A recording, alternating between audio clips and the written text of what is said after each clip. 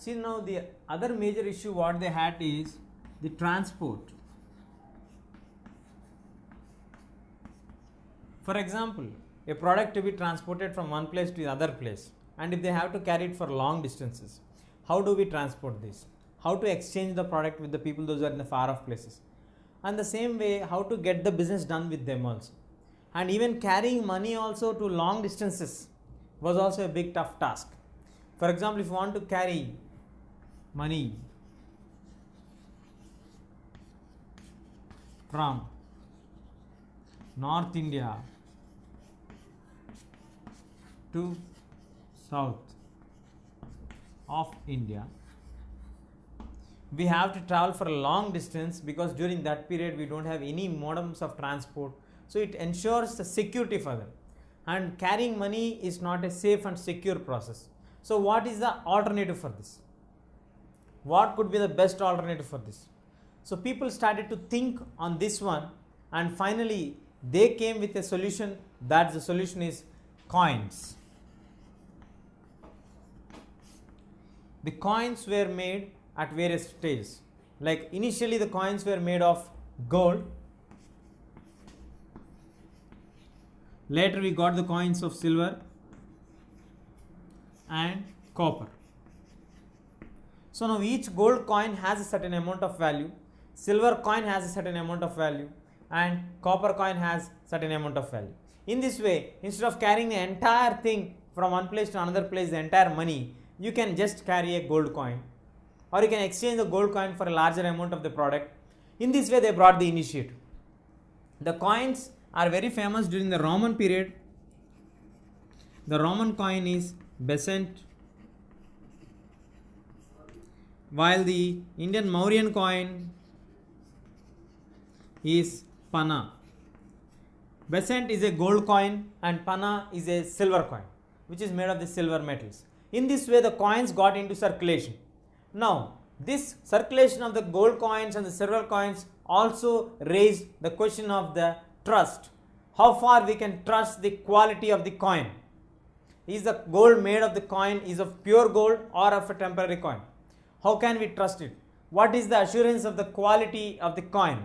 See, for rupee you can divide the rupee into paise and all, but for gold coin you can't divide it. It has certain amount of huge value for that. So the quality of the gold coin is must and highly should be assured for that. And you can't even carry the gold coins also for longer distances. It is not safe. If you lose a gold coin, you are going to lose amount in large. So what is the solution for this? Then came the new system of circulation of the money through a written documents. The written form of money has emerged. The paper currency has emerged. They moved on to the money lenders. These money lenders are none other than gold merchants.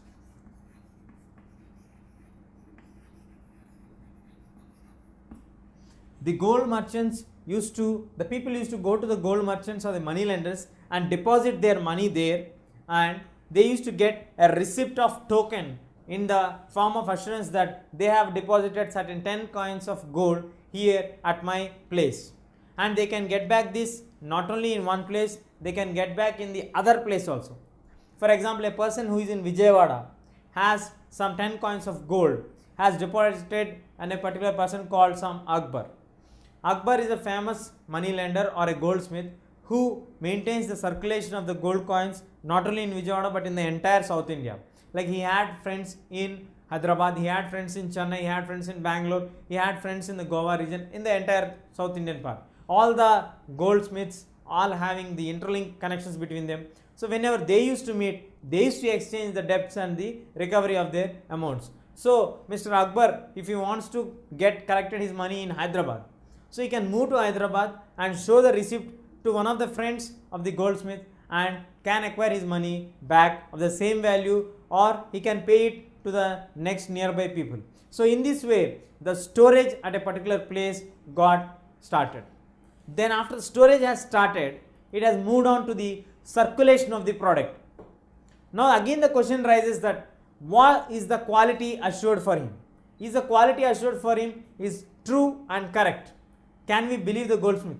Yes, most of the people used to believe the goldsmith and goldsmiths used to be very sincere regarding the quality and assurance of their product, and they pay it in time to whomever they are supposed to pay. Then what is the other alternative which came in the larger sections? Who are the famous money lenders? Now, moving on to the famous money lenders or the goldsmiths who are very famous, are genuine for their true promise to deliver the amounts or to the safe and security of the people who have deposited their amounts. In India, we have some people and we have some bank which has come up with a good alternative in abroad also. Let us see them one by one. See here, we have Jagat Seths of Bengal, and then we have the Shahs of Patna. Bengal, at that time we have East Bengal and West Bengal together. So all area together is called Bengal. In the present day, East Bengal is called Bangladesh. The West Bengal is called this name as West Bengal. Now moving on to the Shahs of Patna. In Bihar, we have the Shahs of Patna who are very famous for their promise and promptness of the delivery. Then we have Arjunji Najji of Surat in Gandhinagar.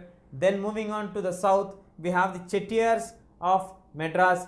These people have promised the trust and maintain their promise and delivery at the right time whenever it is required for the customers who have deposited their gold coins here. So in this process and in this wake of the journey, we got the new concept, that is the Hundi system.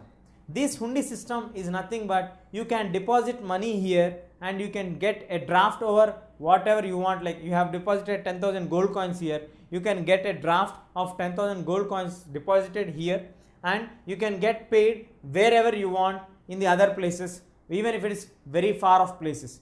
We have an evidences that the people of Indian people got their payments done in Egypt during the olden days through the process of the Hundi system.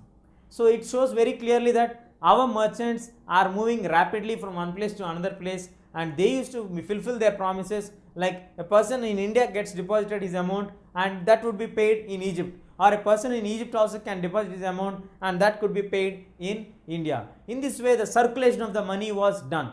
But still there was a question like which coins are accepted, which are not accepted. In this process, and to clear it, we have a unique solution for this, which was brought by the Bank of Amsterdam in 1606, where it has recognized 846 the gold and the silver coins which are recognized by them, and they came up with a solution that they have established an own bank in the city and they started to deposit the amounts, and the person, once he deposits the amount in front of the customer itself, they weigh the weight of the gold coins and give a receipt of the weight of the gold coins, not about the number of the gold coins but the weight of the entire gold coins, and it can be transferred to any person or on demand it can be paid back to any person. So in this way, the circulation of the money with assured quality and sincerity and in genuinity of the payment was started seriously.